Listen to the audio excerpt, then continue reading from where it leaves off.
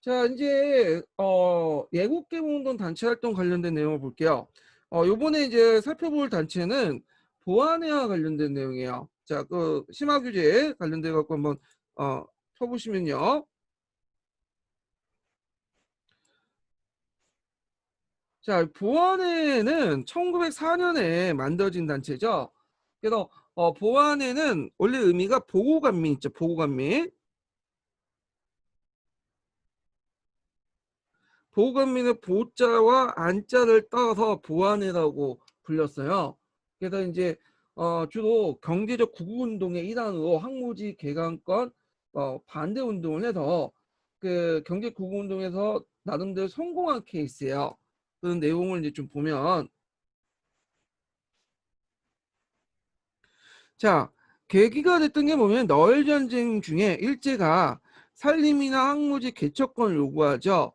그래서 한일 의정서에 따라서 그걸 요구를 하는데, 그건 이제 뭐냐면 이걸 통해서 조선의 식량과 원료 공급지를 삼고 일본인데 한반도 이주나 가밀 인구 문제를 해결하려고 이런 것들 요구를 해요. 그래서 이제 이렇게 요구를 하니까 그 당시 그 맹렬한 반대 운동이 일어나죠. 뭐 50년 동안 특혜를 달라고 하니까 반대 운동이 일어나는데, 주로 유생, 전직 관리들, 기독교 등을 주도로 해서 결성이 돼서 대중적인 반대 운동을 일제가 결국에는 철회시키는 음, 나름대로 성공을 했어. 어, 그렇지만 이제 보안회가 이제 그런 활동을 했지만 이때 이제 일제가 그 항구지 개강권을 이제 철회하는 조건으로 보안회 해체를 요구해요. 결국에는 일본의 이제 합력 때문에 해산이 됐죠.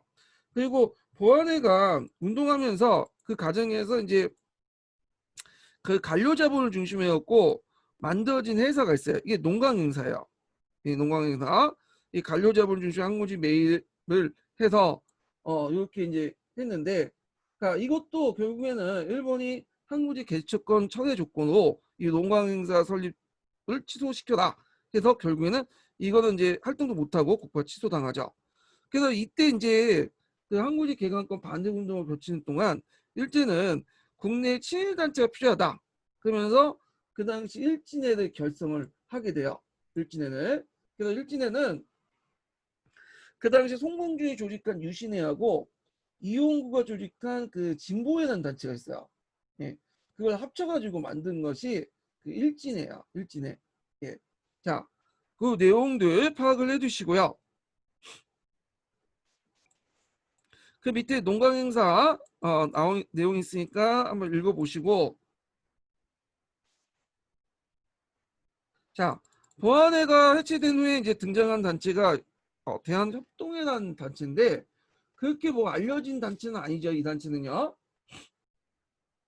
그래서 이제 보안회 이제 이준을 중심으로 해갖고 이제 결성이 됐고, 그 활동은 이제 일제 항무지에 대한 침탈 야욕을 계속 저지하기 위해서 만들었다.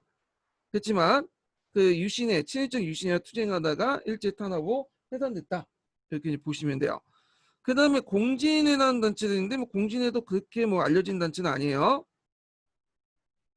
그 당시 이제 보부상들과 일진회의 불만을 가진 독립협회 출신들이 이제 제외해서 만들었고, 항시 지원을 받아서 활동했던 단체고요.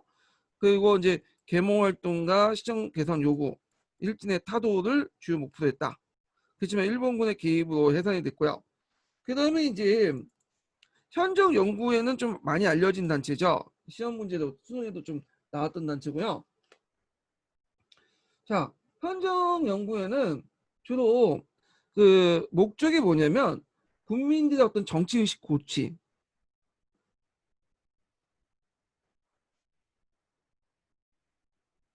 그리고 헌정이란 말이 이제 헌법을 세운다는 뜻이잖아요. 네. 그래서 이걸 통해서 입헌 제도를 수립할 목적으로 했다.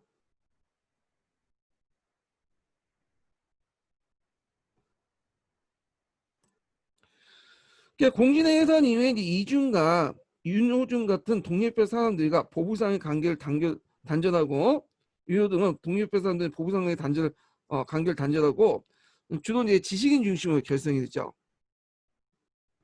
활동을 보면 을사오조약을 반대하는 반일 정치 활동, 대중 계몽 운동 등을 펼쳤고요. 주장은 그 당시에는 이제 그 을사조약이 맺어졌으니까 외교권이 상실됐잖아요. 그래서 외교권을 다시 회복을 해야 된다는 국권 상실 타개를 주장했고, 외교권 회복이죠. 일진회 같은 반민족 행위를 규탄하고요. 입헌군주를 달성하고 국민의 민권을 확대시키는 국가의 발전을 추구했다. 그래서 이제 그렇지만 이제 일제와 대항하다가 통감부에 의해서 해산이 돼. 그래서 대항자강회로 계승이 돼요. 대항자강회. 그러면 이제 현장 연구에 관련된 내용들 한번 읽어볼게요. 480번. 자, 국민의 정치의식의 고취와 입헌의회제도의 수립을 목적으로 설립되어 일진의 반민족 행위를 규탄하다가 해산되었다. 제왕이나 정부라도 헌법과 법률에 따라서 국민의 법률 따라하고 국민의 법률에 규정된 권리를 자유롭게 누릴 것을 주장하였다. 이렇게 이제 했던 단체고요. 자, 그 다음에 요게 해체되고 나서 헌정연구회를 계승한 단체가 대한자강이에요. 대한자강회는 그 밑에 이제 취지문에도 있지만 그 스스로 뭐냐 강해져야 된다. 네. 그 외세의 도움이나 이런 걸 받지 않고 교육이나 산업 육성을 통해서 스스로 강해져야 된다. 이런 것들 주장했던 거야. 자, 약간 사회 진화론 빠지 좀 들리죠? 약간 그런 거에 영향을 받은 건데 그 내용을 보면 자, 앞에 있는 현직 연구회를 모체로 해서 사회단체 언론기관을 중심으로 창립을 했고요. 회원 구성들은 주로 도시의 지식인들, 본건 갖춘 지식인들로서 지식인과 본군 관료층을 벗어난 지방의 상공인, 지주, 유생층을 포괄했다. 목적은 교육과 산업진흥을 시켜 독립기초를 마련하고 정치운동보다는 사회문화운동의 교육활동, 산업진흥운동을 중심으로 발전했다는 거죠. 자, 을사조약에 계기되어 국정개혁을 위한 헌정연구부터 국권회복을 위한 자강운동으로 바뀌었다. 스스로의 힘을 통해서 뭐냐면 해야 된다. 그래서 산업이나 문화, 교육 이런 것들을 강조했죠. 그래서 이제 국권회복을 위한 실력 양성 운동을 펼쳤는데 대한자강의 월부를 발행하고요. 강연회를 개최하면서 대중 계몽 운동을 전개했고 특히 이제 고종의 양위 반대 투쟁을 했어요. 1907년에. 그래서 일제의 어떤 그 탄압을 받게 되고 그때 통감부가 집회결사범 그 금지법을 만들었거든요. 이게 보안법이에요. 그래서 보안법에 적용받아서 강제로 해산이 돼요. 그래서 나중에 대한협회로 개정했는데 이 대한협회는 일진회와 함께 유명한 친일단체 유명해요.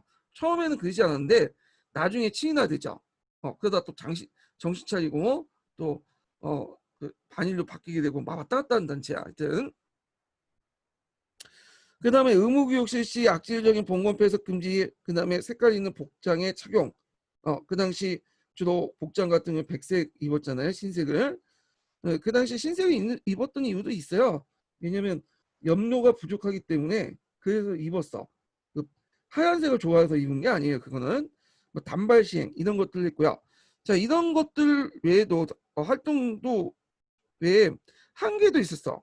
그 일본 오가키 다카오라는 사람을 고문을 삼았어요. 이 사람이 아시아적 연대론을 주장했던 거죠.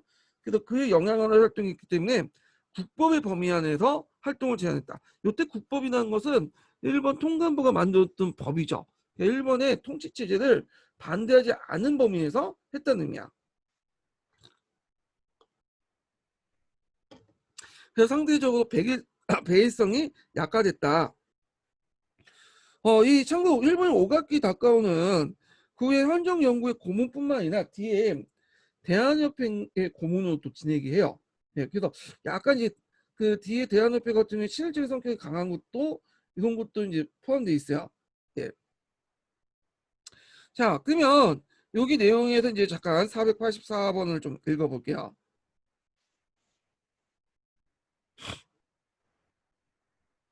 자, 일제는 신문지법, 보안법을 만들어 반일적인 정치활동을 탄압을 했고요. 자신들의 침략 정쟁에 맞서지 않는 문화운동만 허용했는데 1907년에 정미조약을 반대해서 서울 시민을 선동했던 혐의로 대한자강회를 보안법이라는 이름으로 해산시켰죠. 자, 그 후신으로 등장한 대한협회는 조직됐지만 회장 윤호중이라는 사람이 이토 시도부미를 조선의 행복을 증진한 인물이라고 극찬한 만큼 친일적인 색채가 뚜렷했다. 그래서 나중에 한일합병 때까지 일진회와 공로를 다투기까지 했다. 예. 그래갖고 있는데 일진회도 욕은 얻어먹지만 엄밀한 예국계몽운동 단체 하나예요. 우리나라도 이제 그 힘이 없기 때문에 그 당시 교육이나 이런 걸 통해서 힘을 키운 다음에 뭐 주권을 회복하자 뭐 이런 주장을 했던 단체들인데 이런 단체들가 이제 뭐냐면 다투기 친일 어떤 일본에게 뭐냐면 잘 들려고. 근데 되게 웃긴 게 일진회 같은 경우에는 저도 이제 그 어떤 사람들 구성되어 있냐면 중하류층 사람들 구성돼 있어. 중인층이나 뭐 평민들. 그래서 이들은 좀 양반에 대한 어떤 적개심이 좀 있었던 사람이에요. 계층적으로. 근데 대한협회는 이제 구성원들이 상당수가 뭐냐면 예전에 양반 신분들 있죠. 이런 사람들 구성돼 있어. 그러다 보니까 이런 것도 계급적 갈등 이런 것도 같이 있었다고 하더라고요. 자, 하여튼 대한협회를 볼게요. 대한협회는 대한자강의 구성원들 중심으로 선도교인들이 합세해서 만든 건데 강령한 교육의 보급, 산업의 개발, 민권 신장 같은 예국계몽운동 계열의 운동들과 비슷하고요. 활동은 학교 성립이나 대한협회부, 대한민부를 발행하고 신업부를 이제 발행을 했죠. 그래서 초기 때는 나름대로 항일 의식을 가지고 있는 사람들로 구성돼 있어요. 지도부가. 난공 같은 항해 의식을 가진 사람들을 했다가 나중에 들어가면 이제 시간이 지나서 점점 친이나 돼버려. 예. 그리고 이제 거기다가 또 대한협회 안에서도 이분화 형상이 나는데 어떤 단체들 그러니까 그 대한협회 보면 여러 또 지방 조직들이 있을 거 아니에요. 그래서 어떤 지방 조직 같은 경우에는 상당히 민족적인 성격이 강한 반면에 상당수 또 지방 조직들은 뭐냐면 반일적인 성격이 강해요. 그래서 조직 내부에서도 좀 약간 색깔이 좀 다양해. 그래가지고 이건 이게 뭐냐면 이혼화된 형성들이 보였다. 이렇게 보시면 될 것 같아요.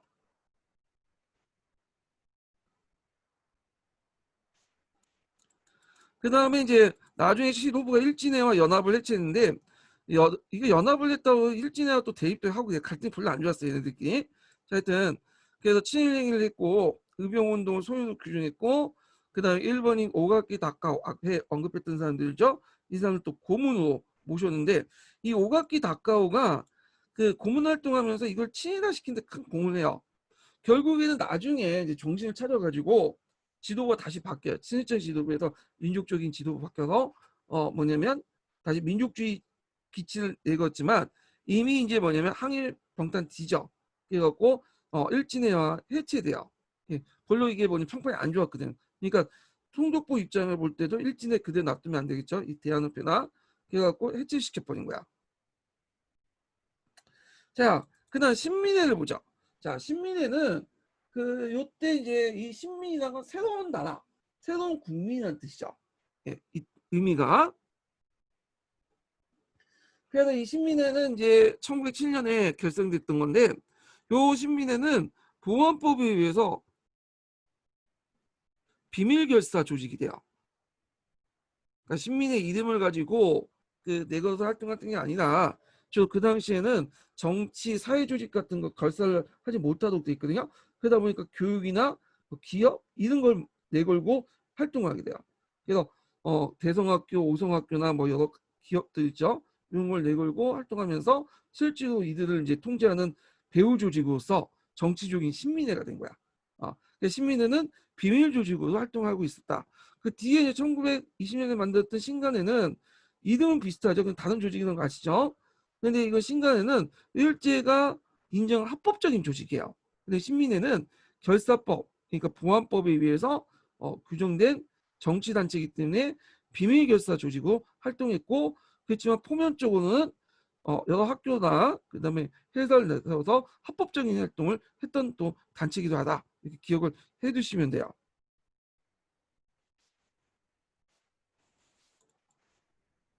자, 신민회는 다양한 구성원들이 참여를 했죠. 그 안에 보면 뭐 안창호, 양기탁, 이동혁, 이동희 등등 그 요 안에 구성원들 보면 뭐 실력 양성론자나 이동희 같이 그런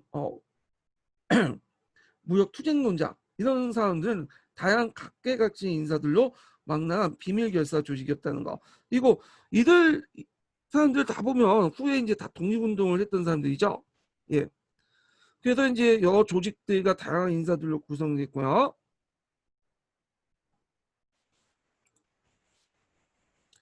자, 목표를 좀 봐야 되는데 목표가 좀 특이한 게 그 당시 군권 회복과 공화 정책 국가를 건설한 거야. 예. 그래서 그런 성독립 후 실력 양성인데 이런 것들 그 다른 예국계몽 운동자 다르죠. 다른 예국계몽 운동자들은 현 실력 후 독립이야. 그래서 대비될 수 있는 거고 그 다음에 다른 예국계몽 단체는 입헌군주제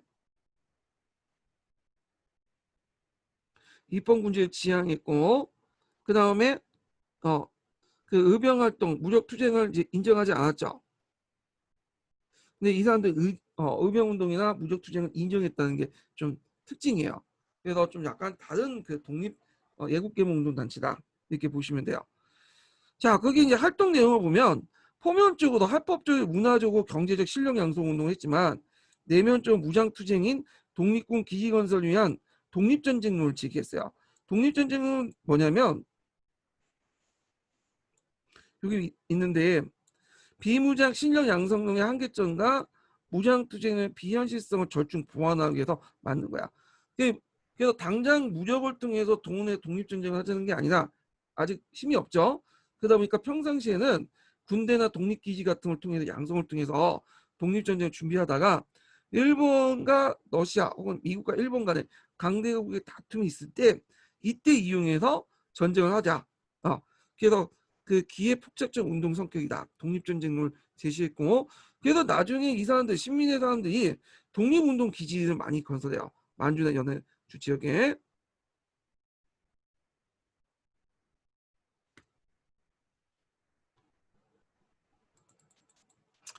그래서 이제 그 비밀 결사 단체였지만 활동은 그 여러 교육단체라든지 외곽단체를 내세워서 합법적으로 했다. 자, 교육적인 측면에서 평양의 대성학교, 정주의 오산학교 이런 것들을 세웠죠. 요거 뭐 한국 교육사에서 나오는 유명한 단체들이죠. 학교들이죠. 그 다음에 이제 계몽단체 청년 하우회 이런 것들을 만들고 그 다음에 나중에 이제 흥사단이니 수영 동호회 이런 단체도 계승이 되고요. 그 다음에 이제 여기 보면 이제 경제적으로 보면 그 자원, 그러니까 독립운동의 자원을 확보하기 위해서 평양 자기회사라든지 협성 도,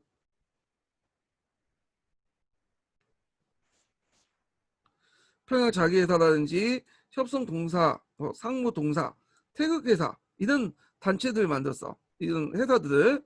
그래서 그 당시에 이제 그 민족주의 기업 중에 일본은 이렇게 독립운동의 자금줄 역할을 했던 그 회사들이 있었어요. 그래서 나중에 뭐 해사령 공포할 때도 이런 민족 그 기업들 중에 일부 기업들 단속 자금줄 대중 일부 기업들을 단속하는 목적도 있었거든요. 자, 그 다음에 이제 내면적인 활동은 본래하는 거지. 그래서 독립전쟁을 일거해서 독립군 기지 건설에 위한 군사적 실력 양성 운동을 기도했다. 그래서 뒤에 한흥동이나 삼원보 같은 독립운동 기지 건설을 할 때 또 신흥무관학교 있죠. 그 이런 것들 이 독립무관학교와 밀산무관학교는 신흥무관학교의 분교예요. 요때 신민의 활동에 참여했던 많은 사람들이 여기에 이제 그 가서 독립운동 기지나 이런 것들 군관학교 이런 것들을 만들었죠. 이건 뒤에 좀 얘기하겠지만 하여튼 신민의 사람들이 많이 개입했다. 그때 내세웠던 논리가 독립전쟁론 아까 지금 언급했던 그거였죠. 자, 그러면 한번 498번을 읽어볼게요. 일제강점에 대응해서 신민의 새로운 운동 방향을 모색하는 모임이 열렸다. 그래서 1910년에 12월 중순에 신민의 간부들이 서울 양기탁 집에 모여 서간도 이주와 무관학교 창설을 건의했다. 그에 따라 신민회는 독립전쟁에 대비하여 이게 민자가 뭐야? 네. 여기는 이제 민간인인 것 같아요. 민간인 이민계획과 무관 양성을 위한 청년들 모아 만주를 이주시키고 이를 지원한 자금 조달 책임을 지역별 분담하는 비밀 활동을 개시했다. 자, 이후 신민회는 만주에 독립군 기지를 건설하고 신흥무관학교 외에 세개 문화관 학교를 더 세우는 등 독립전쟁의 근거를 마련했다. 이렇게 보시면 돼요. 자, 그 다음에 뒤에 넘어가서 쭉쭉 넘어가서 관련된 사유 좀 읽어보시고 독립군 시민의 활동에서도 이제 1910년대 들어가면 실력 양성파하고 또 무장투쟁 간의 어떤 의견이 있었고요. 그다가 이제 백오인 사건으로 완화되죠. 이거 되게 유명한 사건이죠. 이 백오인 사건은 단순히 이 안명근이라는 게 안중근의 사촌 동생인데 이 사람이 항해도 지역의 군작을 모집한 사건이야. 근데 이걸 이제 일본에서 데라우치의 총독 암살 사건, 모의 사건으로 확대시킨 다음에 그 배후에 신민회와 연결시켜서 신민회 사람들을 잡아들었어요. 600명 정도 이렇게 잡아들었거든요. 그래갖고 이때 이제 신민회원 외에도 그 민족주의 기독교인들도 권고했어요. 그래서 그 교회사를 보니까 이거 기독교 탄압의 역사다 이렇게 기록이 됐던 것도 그 이유인데, 자, 그 중에 이제 백오인을 기소했기 때문에 이걸 백오인 사건이라고요. 그것 때문에 이제 신민회가 와해될 뻔했죠. 자, 그 자세한 내용 501번에 있으니까 보시고요. 자, 그러면 신민회와 예국계몽도 다른 단체죠. 다른 점. 아까 좀 얘기한 것처럼 공화 정치를 지향했고 선독립 후 실력 양성을 주장했고요. 그리고 실력 양성과 함께 무장투쟁을 병행했다는 게 다르다. 그 다음에 이제 예국계몽 운동가들은 교육운동도 있죠. 그래가지고 이 당시 예국계몽도 교육운동은 단순히 교육을 시키자는 의미가 아니라 일종의 정치적인 의미도 있어요. 이걸 통해서 실력을 양성한 다음에 후에 국권과 독립을 이루겠다. 국권 회복과 독립을 이루겠다는 교육 구구운동의 일환으로 했죠. 그때 이제 중심 역할, 교육운동의 중심 역할을 했던 것이 학회야. 그러니까 이름은 학회지만 실질적으로는 국권 회복을 위한 정치 사회 단체들이라고 보시면 돼요. 그 당시 뭐 봉안법이나 이런 것들 때문에 정치 사회 단체를 결성할 수 없었어요. 그러다 보니까 학회라는 이름은 문화적인 교육적인 측면만 할 수 있기 때문에 그 이름을 내걸었던 거죠. 그래서 나중에 일제가 그걸 파악하고 학회정을 공포해서 또 학회를 탄압을 해요. 자, 그래서 이제 하여튼 이렇게 있는데 이 교육 구국운동은 예전에 한번 역교동 기출문제에 나왔어요. 통감부 시대 때 했던 운동 이제 나왔는데, 자, 여기 내용을 보면 목표는 실력 양성 활동의 국권 회복을 목적으로 정치와 교육을 결합시킨 구국 운동단체로서 지방 발전에 크게 도움했다. 왜냐하면 이게 학회가 지방을 기준으로 각 지방의 기준에서 뭐냐면 설립됐고 했기 때문에 그죠.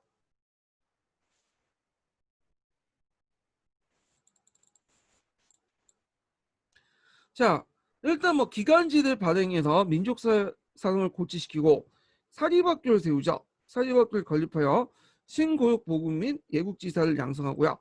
초등교육 확대를 위한 의무교육 실시를 건의하고 신교육 운동을 전개했다. 예.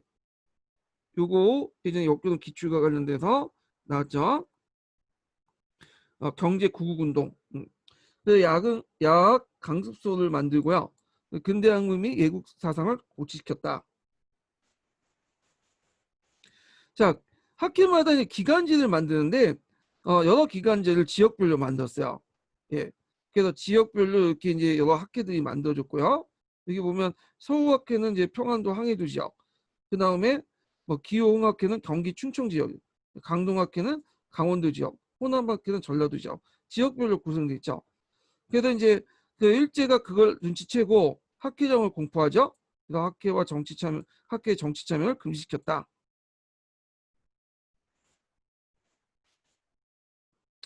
자, 언론 활동도 예국 개몽 운동의 중심 역할을 하는데 요거는 뒤에 이제 그 구한말 언론 활동 부분에 있으니까 요때 좀 얘기를 하기도 하고, 그다음에 이제 식상업 정책도 이제 했죠. 식상업 정책도 국가 차원이나 민간 차원에서 이 식상 운동도 했다는 거.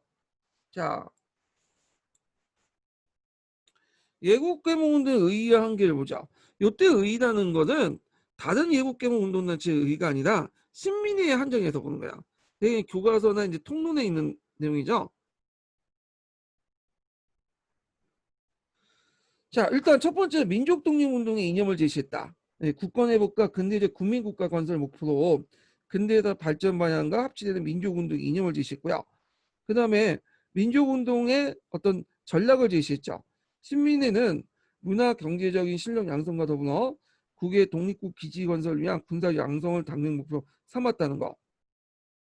그리고 그때 이제 독립전제동에 의거해서 적절한 기회 일제 독립을 쟁취하려고 했다. 이 독립전쟁은 아까쯤에 얘기했죠. 그래서 평상시에는 무력이나 실력을 양성한 후에 그 다음에 강대국가를 싸울 때 그때 이제 개입을 해서 우리가 싸우자, 일본과 싸우자 이런 논리야. 그리고 장기적인 민족운동 독립의 기반을 마련했는데 근대적 민족교육과 민족산업진흥, 그다음 항일 무장 투쟁의 기초를 마련했다. 한계를 볼게요. 여기에다 한계라는 거는 신민의 계통 외에 다른 그 뭐냐면 단체들 한계야. 그래서 이제 일본이 내세운 식상업의 논리 수용이 있는데 이 식상업이라는 게그 일본의 메이지 때 실시한 거고 이토가 주장했던 거야. 한국에 와서. 그래서 이런 것들을 수용했고 이게 예전에 시험 문제 나온 제국주의 내세운 사회진흥을 수용했다는 거, 의병운동을 비하했다는 거, 뭐 이런 것도 있고요.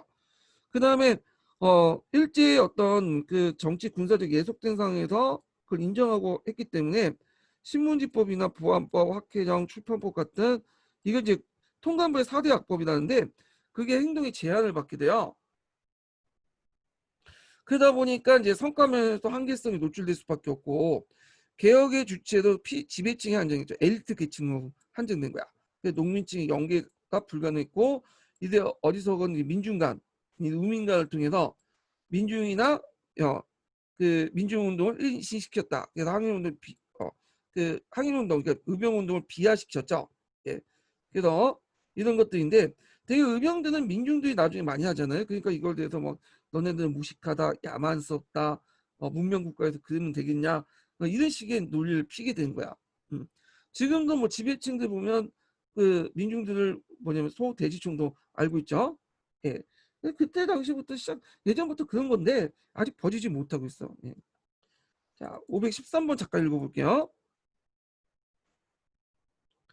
자, 여기 보면 512번 한번 읽어볼게요. 의병운동 비하 관련된 내용인데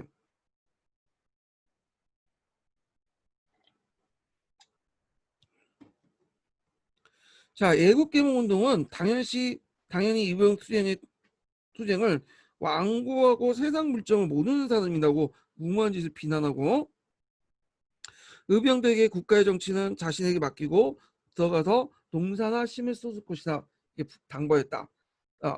513번 읽어보면요. 자, 계몽운동가들은 독립협회 단계의 계층적 한계를 극복하지 못했다. 독립협회도 앞에도 언급한 것처럼 우민관을 가지고 있고 나름대로 엘리트 의식을 가지고 있었던 사람들이죠. 그래서 이제 극복 있는데 자, 이런 것들을 좀 극복하려고 했어요. 근데 극복하지 못했죠. 예, 이런 것들인데 자, 그래서 이제 하여튼 극복하기 위해서 많은 지방지회를 설립하기도 했으나 개혁의 주체를 지배층에 한정하고 일부 유생층만 포함시켰을 뿐 농민층과 별다른 연계를 갖지 못했다. 그들의 우민 간에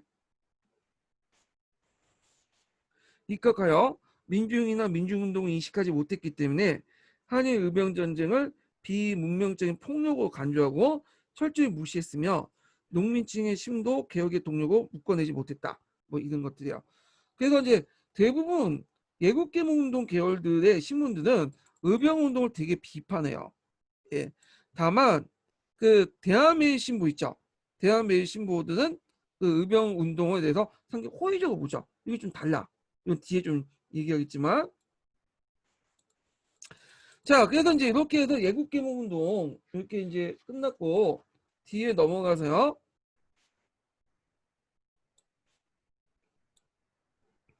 개항의 경제와 사회 부분을 볼게요. 개항의 경제 사회 부분. 네, 여기 좀 보이실지 모르겠지만 일단 볼게요. 이거를 좀 약간 줄여야 되겠네요. 네, 전반적으로 좀 보려면.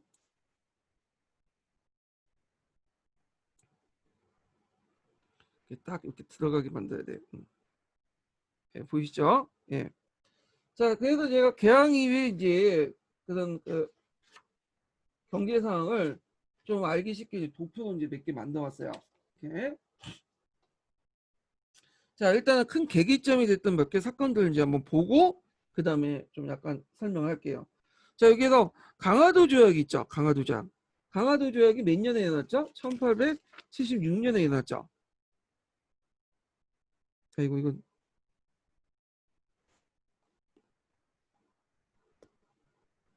자, 강화도 조약이 1876년에 일어났고요. 예. 그때 뭐 강화도 조약에 이제 부속 조약으로서 조일소 조교부록이라든지 조일통상장정을 맺게 되고 그다음에 이모군란이 몇 년에 났죠? 1882년에 났죠.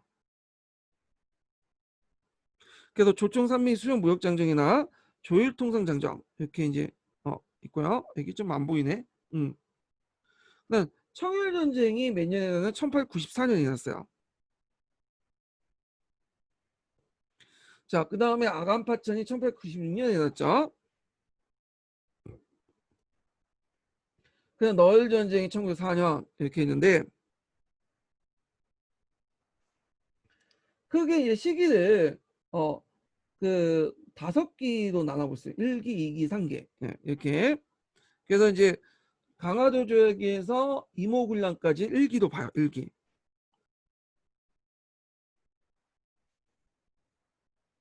그래서 이거는 일본이 경제적 우위를 확보했던 거죠. 일본이 경제적으로 우위를 확보했던 데야. 자, 그 다음에 이모군란부터 해갖고 청일전쟁까지는 2기도 보죠.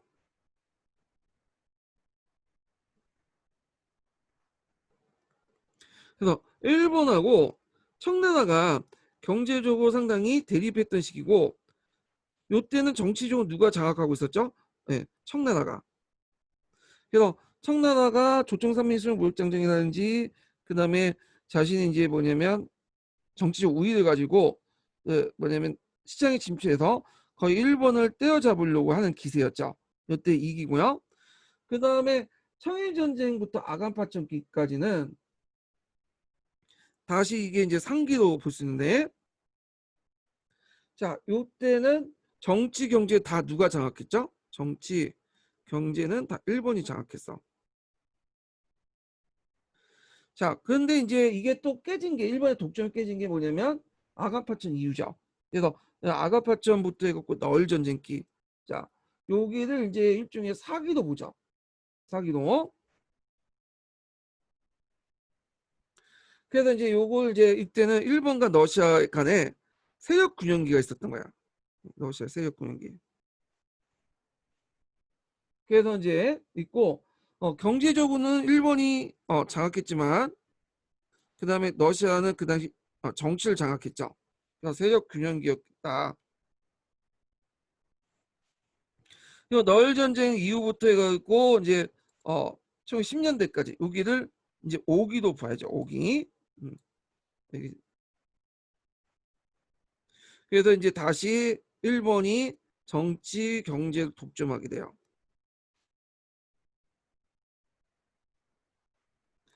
그 1기부터 해서 5기까지 이렇게 이제 경제를 중심으로 이제 본 거예요. 예. 자, 일본이 경제를 장악할 때는 이 조일수 조교부록이나 조일통상장정을 통해서 이제 근거를 통해서 했고요. 이때 특징은 거주지 무역이죠. 왜냐 간행 이전이라는 것이 있었고 일본 상인들이 개항장 심리 인해서 가지 못해요. 그러니까 그 역할을 메꿔준 게 객주나 보부상 같은 이런 사람들이 성장을 하죠. 그래서 이게 이제 나중에 이제 아이고 잠깐만요. 이게 왜 없어졌냐? 네. 자, 얘네들이 이제 객주 보부상의 성장 가능성인데 얘네들 중심에서 중개 무역이 행해져요. 요 시기 때는. 그리고 여기에들 강화도 조약에 보면 영사재판권이 있죠. 그래서 영사재판권 등을 통해서 일본 애들이 약탈 무역을 해요. 행패를 넣고 막 뺏고 뭐 해도 영사재판권이 일본에 있다 보니까 함부로 건들 수가 없죠. 노터치하죠. 예. 자, 그런 이제 이런 것들이 문제점이 있었다. 이렇게 이제 보시면 되고요.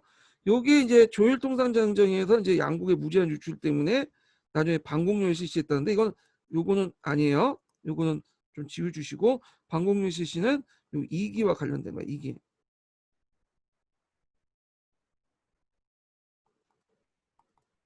자, 그 다음에 이제 이렇게 있고, 그러면 2기를 보자. 2기는 조총산미수용 무역장정이 이모군란 이후에 맺어졌잖아요. 그래서 그때 이제 내지 통상권이 인정받게 되죠.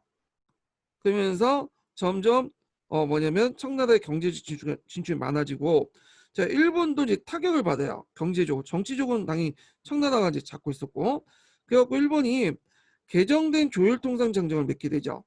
예, 그래갖고 이때 이제 제한된 형태로 양국의 무제한 유출을 막는 방공령 내리는 걸 허용해줬고, 그 대신에 체육 대우를 받게 되죠. 그래서 내지 통상권을 얻게 돼요. 일본도요. 자, 그래서 이제 경제적으로 청과 일본의 대립이 격화됐다. 자, 그러면서 이제 거의 일본이 청나라한테 밀리는 상황이었어. 이제 일본이 55대 비율이라면 무역 비중에서 청나라 45까지 쫓아가는 시절이었죠.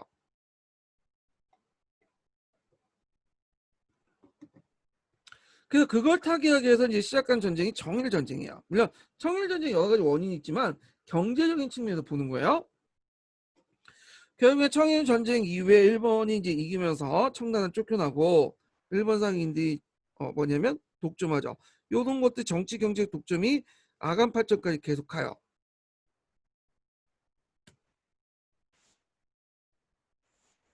자, 그러다가 이제 아간파천 이후에 일본과 러시아가 세력 균형을 하게 되죠.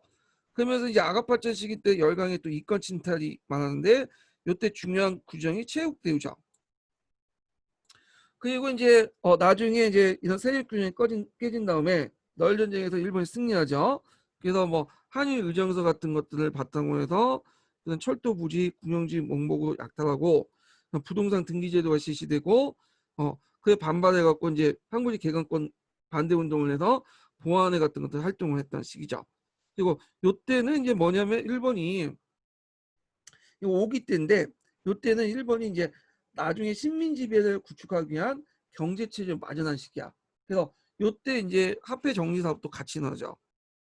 배가다 화폐 정리 사업도 하고 일본이 차관도 제공해. 차관을 왜 제공했겠어요? 차관을 제공해 갖고 한국 경제를 예속화시키려고 했던 거죠.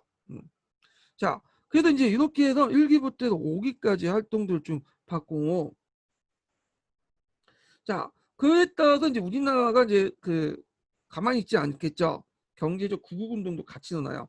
대응해서 경제 구국운동 여기인데 일단 방공령을 볼게요. 방공령은 경제 구국운동의 정부가 주도한 거야.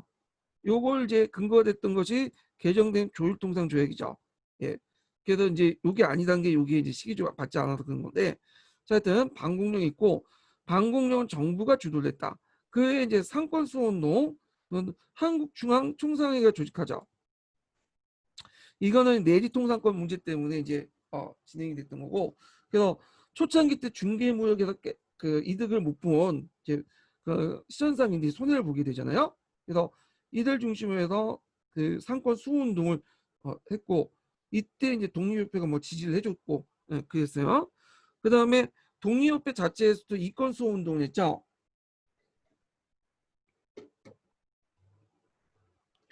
그래서 자원도 조차를 폐지하고 한려은행을 폐쇄하고 러시아 고문 출수 이렇게 했지만 반러적 성격을 갖고 있지만 상대적 영국과 미국, 일본에 대해서는 되게 간대했다. 그다음 부안의 활동 같은 경우에 너일 전쟁 때 그다음 항해 의정서에 근거해 갖고 항구지 개간권 운동을 개간을 하니까 반대해서 했던 거고, 이 다른 거는 거의 대부분 실패했는데 요거만은 좀 약간 성공했죠. 뭐 이권 수호 운동도 좀 약간 성공했겠네요. 예. 일단 보안회 활동은 나름대로 성공을 거뒀다. 그렇지만 그 대가로 보안회가 해체됐다. 이렇게 보시면 돼요. 그다음에 일본이 차관 제공을 통해서 우리나라 경제나 정치를 예속화시키려니까 1907년에 국제보상 운동이 났죠. 그래서 국제보상 기성회가 이제 성립돼서 이 운동을 했다는 거. 그래서 이제 이렇게 있는데 반공령 상권수호운동, 독립협회 이권수호운동, 보안의 국채보상운동은 경제적 구구운동의 일환으로 실시됐고요. 그리고 반공령은 제외하고 나머지 4개는 민간이 이제 주도를 했고 반공령은 간이 주도했다. 이렇게 보시면 돼요. 그리고 우리나라에서 이제 외국식 회사가 들어와 근대식 회사 제도가 도입해서 상회사가 성립되고 어떤 것은 이제 상업자본을 벗어나서 산업자본화되죠.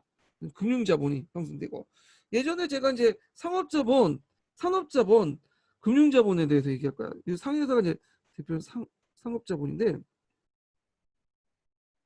상업자본은 유통을 통해서 이득을 챙기는 자본을 상업자본이라고 해요. 초기 때 이제 자본 형태가 상업자본이야. 근데 산업자본은 자기가 직접 생산을 통해서 자본을 축적하는 그 자본이고요. 금융자본은 이제 우리가 생각하는 그 금융, 은행 이런 걸 통해서 자본을 축적하는 사람들 금융자본이라고 하는데 상업자본이든 그다음 산업자본이든 금융자본이든 결과적으로 다 실패했어요. 왜? 공통적으로 자금도 없고 그다음 운영 기술이나 이런 것들 운영 기법, 회사 운영 기법 이런 것도 별로 없었어. 기술도 없고. 그러다 보니까 이제 실패하고 상당수는 또 뭐냐면 그 일본의 기업에 흡수 통합되거나 예, 그런 것들 하게 되죠. 자, 이거는 뒤에 좀 얘기를 더 할게요. 자, 이렇게 해서 한번 그 흐름을 한번 봤어요. 이렇게 이제 한번 그 강화도 조약부터 해가지고 일제 그 한일 병탄까지 흐름을 한번 쭉 살펴봤고, 자 그러면 이제 넘어가서 열강의 경제 침체 구체 내용을 볼게요. 자 일단은 이게 앞에서 한 것은 이제 좀 약간 복잡하니까 이게 단순 한번 시켰는데 일단 1876년에서 1882년까지 1기, 그 다음에 여기 조총 삼민수령 무력장정부터 이모군란 시작해갖고 청일전쟁까지는 2기, 청일전쟁에서 아간파천까지는 3기, 그 다음 아간파천에서 러시아까지는 그 너일전쟁까지 4기, 너일전쟁 이후부터 그럼 1904년이죠. 이후부터는 5기 이렇게 이제 보시면 돼요. 여기서 일본의 무역 독점은 여기 1기예요. 1876년부터 1882년인데 1876년은 강화도 조약이죠. 강화도 조약. 그 다음에 1882년은 이모군란까지 여기인데 여기를 대충 1기로 봤다고 했죠. 자, 이때의 특징은 뭐냐면 거루지 무역이다. 예. 거루지라는 것은 요게 이제 그 중국에는 조개라고 하거든요. 조개 다른 말이에요. 예. 일정한 지역을 빌려가지고 그 안에서 이제 외국인들이 거주하면서 사법권이나 경찰권 같은 걸 자체적으로 운영하는 그걸 거루지라고 하거든요. 그래서 되게 개항장에 이제 거주가 설정돼 있죠. 설정이 되는데 그래서 이제 그때 무역은 개항장 안에서 심리밖에 못 벗어나요. 그래서 이걸 뭐라고 했냐? 간행 이정이라고 했죠. 그러다 보니까 개항장에서 물건을 떼서 내륙까지 못 들어가니까 도중에 조선 상인들이 필요했던 거야. 그래서 조선 상인들 매기로 했다. 이때 뭐 보부상이라든지 객주, 시전상인 이런 사람들이 일본 상인부터 물건을 받고 직접 가서 판매하는 방식이야. 예. 자, 그 다음에 약탈무역적 성격을 갖고 있는데 왜 약탈무역이냐?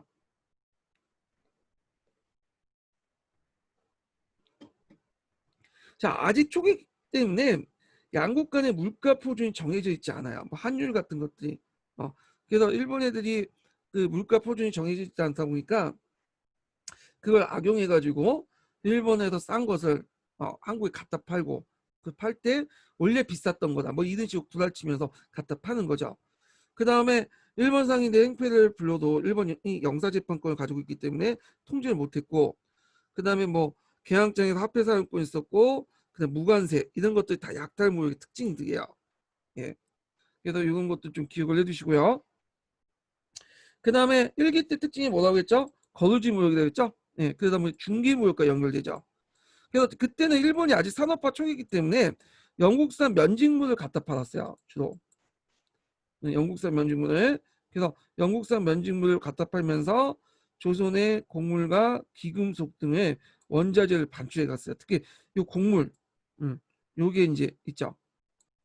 그래서 이런 체제를 뭐라고 미명 교환 체제라고 해요. 미명 교환 체제.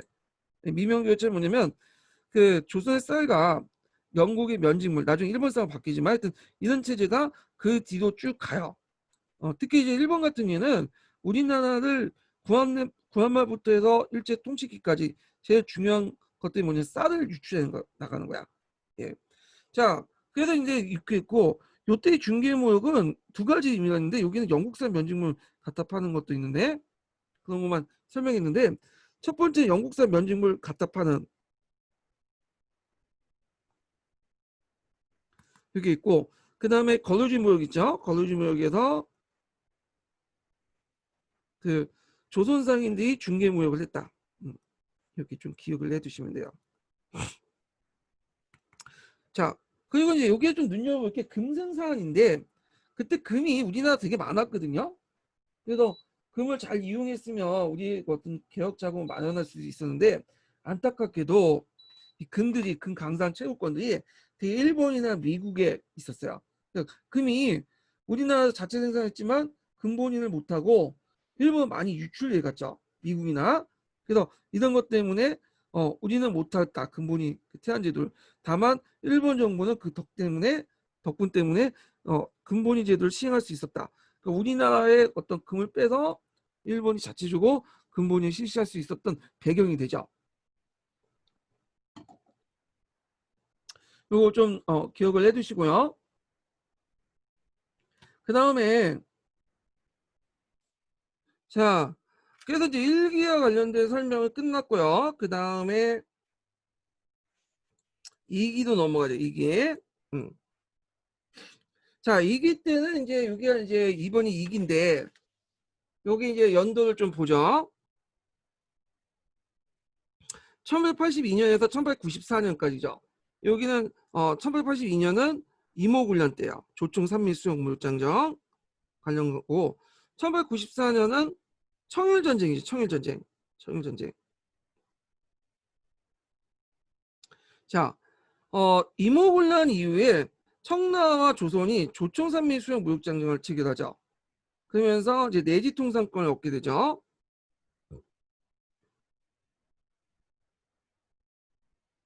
그리고 일본도 그 당시 개정된 조율통상 장정을 통해서 조약을 통해서 내지 통상권을 얻게 돼요. 체육대우를 통해서. 그 부분은 앞 시간에 이제 제가 설명을 해드렸고요.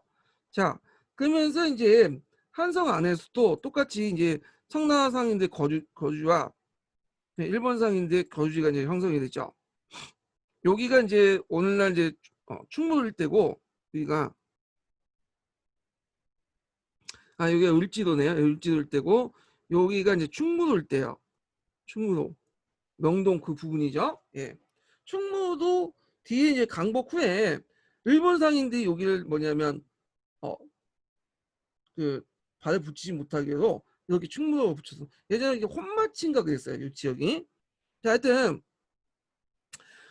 일본과 청상인의 거주지가 형성됐던 시기가 이모군란 이후부터야. 그래서 이제 요때 산민수용 무역장정인데 요게 이제 예전에 아주 되게 중요해.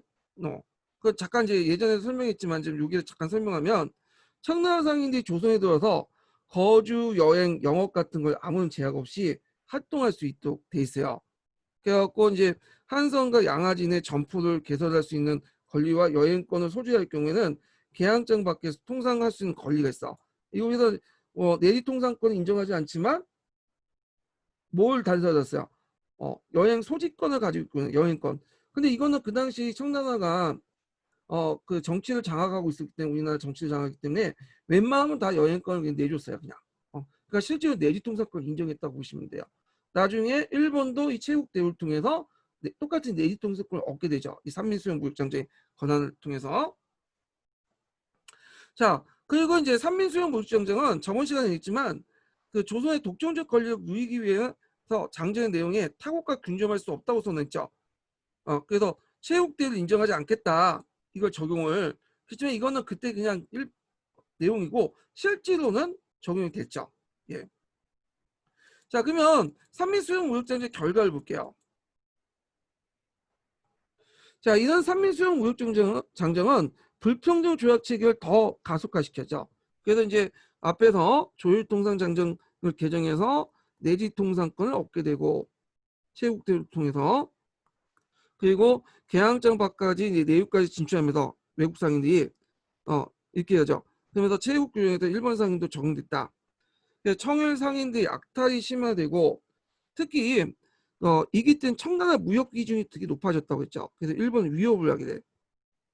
그건 뭐냐면 그 당시 이제 청나라가 우리나라 내정을 간섭을 하고 있었잖아요. 그러다 보니까 일본 상인보다 월등한 정치적 후원과 금융 지원을 받게 되고요. 그러다 보니까 이제 거주지 무역, 중개 무역을 통해서 했던 그 국내 상인들이 큰 타격을 받게 되죠. 예. 그래갖고 이때 이제 시전 상인들이 중심에서 한국중앙총상회 상권 수호 운동을 하죠. 이 한국중앙총상회는 어떤 뭐 보부상 조직이라고 되어 있지만 실제로 시장 상인이 많이 참여한 그 조직이에요. 그래서 상권 수호 운동을 했고 이때 이제 뭐냐면 동의협회가 지원을 해줘. 지시를 내주죠. 자, 그러면 요 관련된 중개무역의 타겟 관련돼 갖고 한번 볼게요. 527번 읽어보면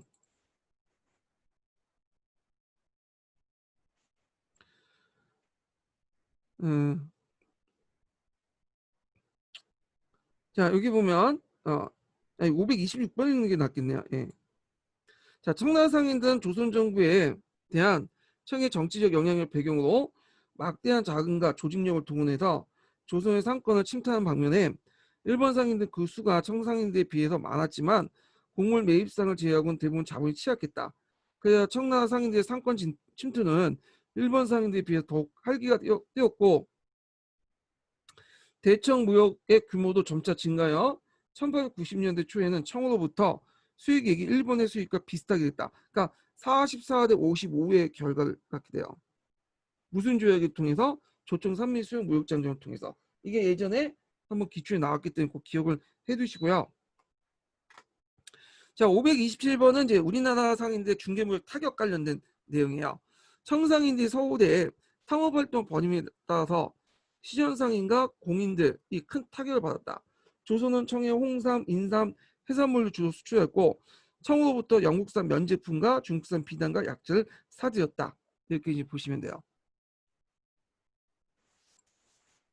자, 일본 상인의 내륙 진출을 보면 일본산 면직물 비중이 점점 증대돼. 원래는 앞에 1기 때는 영국산 면직물을 갖다 팔았죠.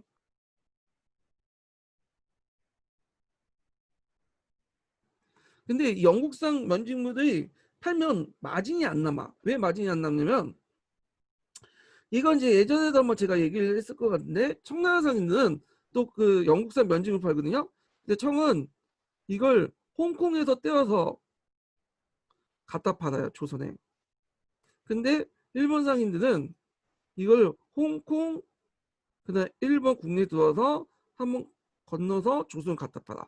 그러니까 일단 마진에서 이제 유통 단계를 더 거쳐야 되겠죠. 그러니까 마진이 안 나는 거야.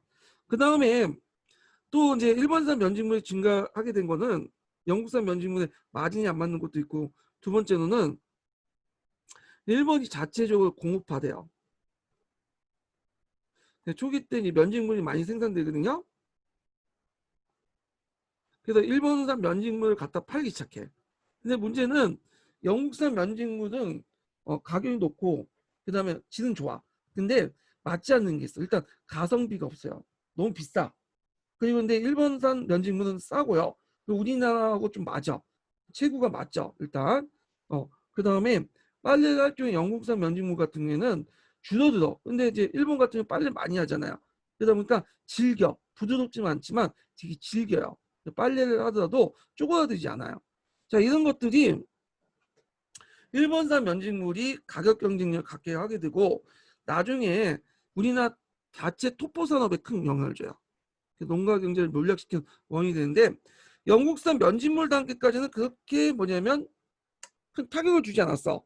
왜냐하면 영국산 면직물은 주로 고급 면직물이 속하기 때문에 그런 건데, 근데 일본산 면직무는 중하국 면직무에 속하기 때문에 그 당시 토포하고 경쟁 관계가 되고 그것이 토포 생산에 큰 영향을 미쳤다. 예.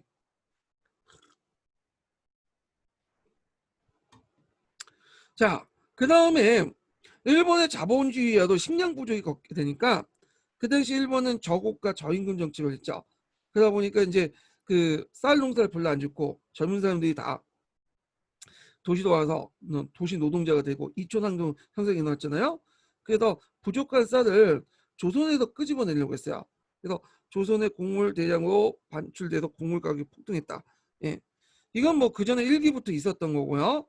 그리고 곡물 가격이 폭등되면서 점점 어떻게 될까요? 쌀값이 올라가니까 이 국내 지주들이 밭을 논으로 갈아엎고 쌀 농사를 하게 돼요. 그리고 지대도 높이고 뭐 등등 해서 대다수 농민들이 이제 뭐냐 몰락하고 토지 양극화가 일어났다. 예. 자, 근데 이게 청나라와 일본 간의 어떤 대립 구도는 그 청일전쟁 승리 후 일본 상인들이 다시 조선 시장을 독점하면서 끝나게 되죠. 예. 그래서 그때 많은 이제 중국 상인들이 한국을 떠났어요. 그런데 일부는 계속 한국에 애착을 가지고 있게 되죠. 오늘날 이제 이 사람들이 이제 한국의 학교가 되는 거죠.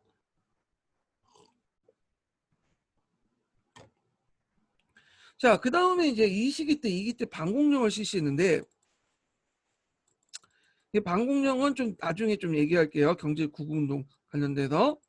자, 거기 이제 통계를 보는 대외무역고죠. 이게 이제 예전에 기출문제 나왔는데 요거는 2기 이제 대상한 거 1기에서 2기. 자, 여기에서 눈여겨볼 게 뭐냐면 수출 비중에서 이제 우리나라와 이제 일본과 중국의 이제 수출 비중에서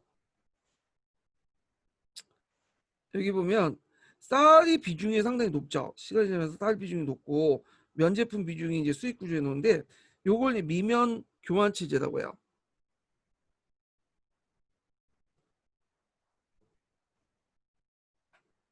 그래서 쌀과 면을 면직물 교환하는 체계야. 처음에 면직물은 어, 영국산 면직물이었다가 일본산 면직물로 바뀌죠. 그럼 여기에서 수출 비중에서 왜 쌀이 이렇게 높냐? 점점 시간이 지나면서 예. 그거는 이제 아까 저 일본이 쌀의 유출이 많기 때문이죠. 일본은 그 당시 산업화하는 가정이었고 그러다 보니까 2차 산업을 주도를 하게 되죠. 그래갖고 쌀이 필요했던 거예요. 쌀 유출이 많았고 그 다음에 콩도 많았어요. 여기 보면 콩도. 예. 콩은 뭐냐면 이건 일본의 그 수출 구조하고 좀 보시면 돼. 일본은 그 당시 생산을 많이 생산했어요. 생산가 뭐냐면 양잠 있죠. 양잠. 누에꽃을 해갖고 그 씨를 뽑아내는 게 생사예요. 그래갖고 이 누에꽃을 하려면 뽕나무 같은 걸 많이 심어야 되거든요. 그래갖고 이제 콩밭을 뒤엎고 뽕나무를 거기다 심었어. 그다음에 콩이 부족한 거야. 그래서 콩을 많이 수입을 해왔던 거야. 예. 그래서 우리나라하고 그 일본하고 있던 그 당시 산업 구조가 좀 보완적인 관계가 있었어요. 일단 우리나라는 농업사회였고요. 그에 반해서 일본은 이제 공업사회로 진입하려고 했겠죠. 그러다 보면 서로 교환이 잘 됐던 시스템이었고 반면에 이제 중국 같은 경우에는 청나라는 1차 산업 위주였고 우리나라도 1차 산업 위주니까 약간 보완성이 좀 떨어져. 예. 그래서 하여튼 그런 것 때문에 일본 상인들이 우리나라 시장에 많이 진출하려고 했던 것도 이런 자국 산업과 보완성, 1차 산업과 2차 산업 교환체계 형성 이런 것들과 연결도 시켜서 보시면 될 것 같아요. 자, 거기 표 2에 보면 우리나라 수입 상품의 국가별 구성 보면 이게 이제 비중 보면 점점 청나라 비중이 높아지죠. 그에 반해서 일본 비중은 점점 낮아지고 40대 60 뭐 이렇게 해갖고 바로 직전까지는 뭐 45대 55 여기까지 코 밑에까지 쫓아갔는데 그거는 요게 2기 때 내용이죠. 그게 가능했던 것이 이제 산민수령 무역장정이나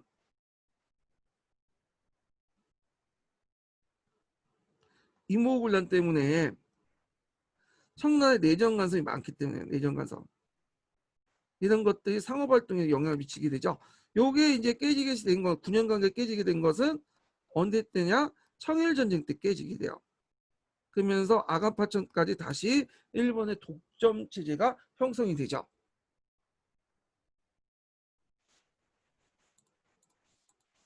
자, 그래서 중요한 부분을 제가 이제 요약해 갖고 쭉 설명했는데 좀 보면 일본에 대한 수출 품목 중에 쇠 가죽이 많은 게 있어요. 쇠는 소의 가죽이거든요.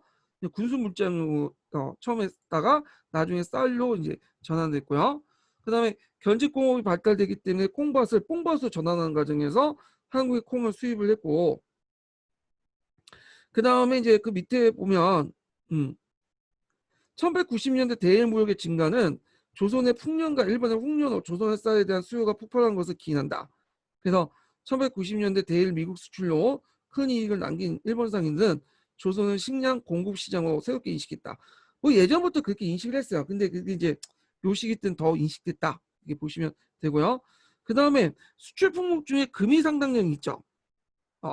그래서 이것은 일본이 나중에 이제 근본위 제도를 시행할 수 있는 배경이 되었고, 대외무역에서 이제 수입품이 가장 큰 비중을 차지했던 것이 면제품인데, 청일전쟁 이전까지는 영국산 면제품을 주로 중개무역을 통해서 했지만 나중에 일본산 면제품이 범람했고, 이는 너일전쟁 이후에 조선의 면제업하게 연결됐다. 그 다음에 청일전쟁 기점으로 조선은 미국을 일본에 수출하고 일본은 면제품을 조선에 수출한 미국과 면제품을 교환한 체제가 미묘한 교환 체제가 있는데, 이 미묘한 교환 체제 청일전쟁 전후 전반적으로 다 했다고 보시면 돼요. 예.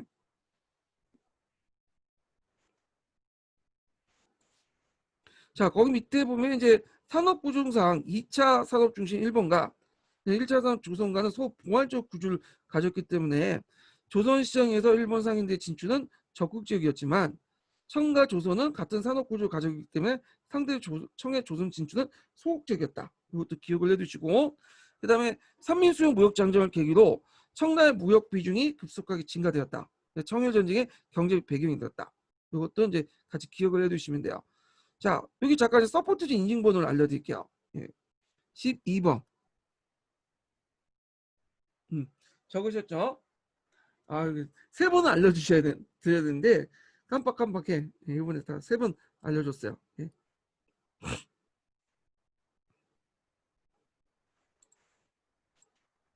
자, 한국사 능력검증 시험을 좀 볼게요. 자, 다음은 개항계 주요 수출품에 대한 표시한 것이다. 자, 이런 교육사항에 대한 설명은 옳지 않은 것은 이렇게 보면, 자, 여기 보면 쌀의 비중이 높죠. 수출은. 그 다음에 수입 면제품 비중이 높아. 이거는 무슨 교환 체제예요? 미명 교환 체제를 말하죠. 그래서 천일 전쟁 전후도 해갖고 형성된 거죠. 자, 여기에서 이제 보면 수출보다 수입이 많아 기금속의 대장으로 유출되었다. 예. 그래서 수입을 메꾸기 위해서 기금속이 많이 유출됐는데 그 중에 하나가 금이야, 금. 자, 그 다음에 면제품의 대량 수입으로 국내 명공업의 발전이 크게 타격했죠. 맞죠? 그래서 그때 일본에 이제 일본산 면직물이 도입되면서 상당히 타격을 받았고요. 자, 교육은 주로 공산품을 들어왔고 농산물을 가져가는 구조로 이루어졌다. 예, 미명 교환 체제고 쌀 부족과 쌀값 인상으로 도시와 농촌 측면의 생계가 매우 어려워졌죠. 그리고 일본 상인들 무역 주도 말미암아 대부분 지주와 상인들 몰락했다. 요거는 좀 약간 문제가 있죠. 왜냐면 지주들은 이때 미명 교환 체제에서 되게 득을 봤어. 그래서 상당히 이익을 봤던 계층들이고 상인들만 이제 삼민수요 무역장벽을 통해서 몰락을 했죠. 처음에는 이득을 봤다가. 그래도 요거는 좀 틀려요. 답이. 예. 그래갖고 이렇게 5번이 있다는 건 틀리고. 자, 그 다음에 이제 2번은 그냥 넘어갈게요. 너무 어려워요. 이거는. 자, 그 다음에 1번의 경제 침탈 내용인데 열강의 경제 침탈. 요거는 아가파천부터 1896년부터 해서 1905년까지 이 너일 전쟁까지인데 여기는 1904년인데 엄밀히하면 하여튼 여기 1896년 요거는 아가판천부터 해서 1905년 너일 전쟁 끝나는 해가 1905년이니까 일단 이렇게 되고요. 그래서 이제 요때는 어떤 시기였냐? 러시아와 일본이 그 세력 균형기식이었어요. 러시아 일본 간에.